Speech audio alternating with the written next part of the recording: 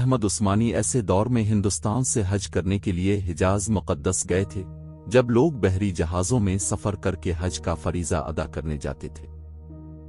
वापसी पर उन्होंने ये वाक़या कलमबंद किया है। फरमाते हैं कि मैं सारी उम्र किसी महफिल में ऐसा लाजवाब नहीं हुआ सिवाय एक मौके पर जब हम हज करने के दौरान मदीना तैयबा गए तो इस वक्त मस्जिद निबू से मुल्हका अपना खैमा लगाया और वहां रहाइश रखी और उधर से ही मस्जिद निबू में आ जाते चूंकि शदीद गर्मियों का मौसम था। जब हम तमाम हाजी इकट्ठे होकर शाम का खाना खाते तो इस वक्त वहां से गर्म मौसम की वजह से तरबूज खरीद लेते और खाने के बाद इसे खाते और उसके छलके बाहर फेंक देते। इस दौरान हमने क्या देखा कि एक 7-8 साला बच्चा आता और छिलकों के ढेर में से छलके उठाता, जो हल्की सुर्खी माइल गिरी रह जाती, इसे कुरेद कुरेद कर खा लेता। जब ये मामूल 2 रोज तक देखा तो मैंने प्यार से इस बच्चे से पूछ लिया कि बेटे तुम ऐसा क्यों करते हो? तो बच्चे ने कहा मैं एक यतीम बच्चा हूं, मेरे वालिद फौत हो चुके हैं। मेरी वालिदा ने अक्तसानी कर लिया है। घर में गुर्बत और फाके हैं। मैं मदीने का बच्चा हूं और मेजबान होने की हैसियत से मेहमानों से मांगते शर्म आती है, लिहाजा मैं इस बच्ची खिंची गिरी से पेट भर लेता हूं। मौलाना लिखते हैं कि मदीने के बच्चे की इस फहम व फिरासत ने हमारे रूंगटे खड़े कर दिए।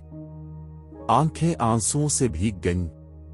बच्चे से कहा कि बेटा अगर आप मुनासिब समझो तो आप हमारे साथ आकर खाना खा लिया करो। बच्चा इनकारी था मगर हमारे प्यार भरे भरपूर इसरार पर हां कर दी। मदीने का ये बच्चा रोज आ जाता, हमारे साथ खाना खाता। आहिस्ता आहिस्ता शनासाई बढ़ती गई।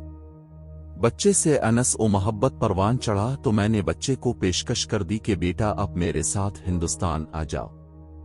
मैं वहां आपको दर्स में रख कर पढ़ाऊंगा, कॉलेज और यूनिवर्सिटी की सतह तक आपकी तालीम का बंदोबस्त करूंगा। तो बच्चे ने कहा कि मैं अपनी वालिदा से बात करके आपको आगाह करूंगा। जब हमारी वापसी का वक्त आ गया तो वो बच्चा अपनी वालिद है से इजाजत लेकर सामान सफर बांध कर आ गया। हमें बड़ी खुशी हुई। बच्चे को साथ लिया। बच्चा काफिले के हमरा चल रहा था तो दौरान सफर मेरे साथ महव गुफ्तगू था।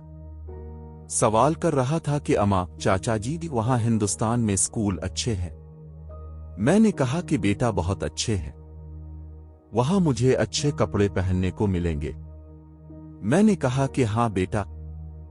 उसने पूछा कि मुझे वहां फुटबॉल खेलने के ग्राउंड मुयस्सर आएंगे? जी हाँ बेटा, हिंदुस्तान में फुटबॉल खेला जाता है। बच्चे ने कहा कि मुझे वहां तरह तरह के मियारी खाने और अच्छी रहाइश मिलेगी। मैंने कहा कि क्यों नहीं बेटा, ये सब सहूलतें आपको मिलेंगी।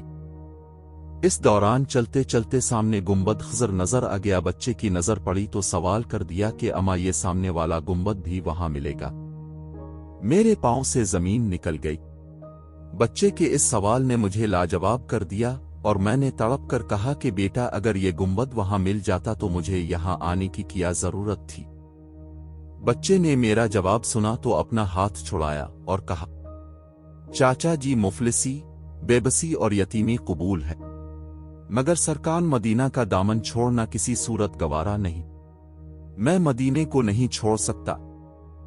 अल्लामा साहिब लिखते हैं कि बच्चा हमें रोते हुए दम बखुद छोड़कर भागा और नजरों से ओझल हो गया। अल्लामा साहिब बाकी मानिंदा जिंदगी ये वाकया लोगों को सुना सुना कर रोते रहे, हाय मदीना कैसा होगा।